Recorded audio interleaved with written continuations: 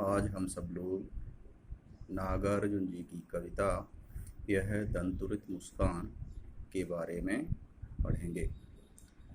कविता explain करने से पहले आइए हम इनके जन्म और जीवन के बारे में जान लेते हैं। नागार्जुन जी का जन्म बिहार के दरभंगा जिले में हुआ था और इनके बचपन का नाम वैद्यनाथ मिश्र था। अपने जीवन काल में आगे बढ़ते हुए सामाजिक विषमताओं, समस्याओं, कठिनाइयों, रूढ़ियों, परंपराओं को देखते हुए, समझते हुए उन्हें अपनी लेखनी का आधार बनाते हुए आगे बढ़ते चले गए। जब इन्होंने श्रीलंका की शहर की यात्रा पर गए तो बौद्ध धर्म से प्रभावित होकर इन्होंने अपना नाम नागार्जुन रख लिया।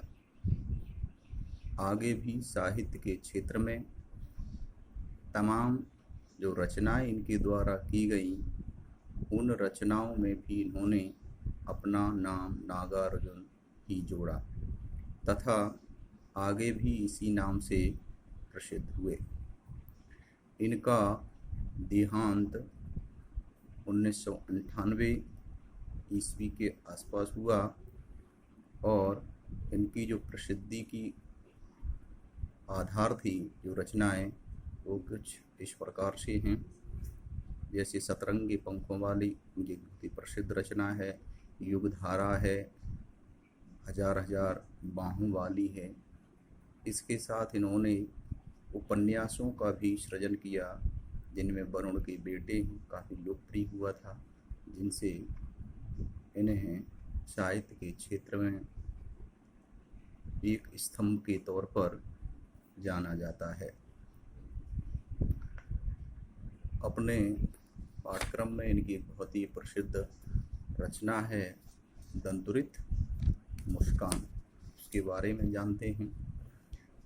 पहले दंतुरित मुस्कान जो टाइटल है उसका ही अर्थ हम समझ लेंगे तो लगभग जो कविता है वो हमें पूरी समझ में आ जाएगी।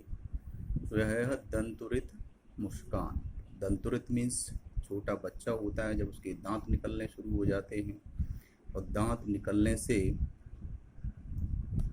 पहले जब उसके 2 दांत निकल आते हैं, नीचे के 1-2 दांत ऊपर के निकल आते हैं, तो उस समय की जो मुस्कुराहट होती है, उसकी जो मुस्कान है, उसका यहाँ बड़ा ही मनोहारी चित्रण कवि के द्वारा किया गया है कि वो हर व्यक्ति को अपने तरफ आकर्षित करती है।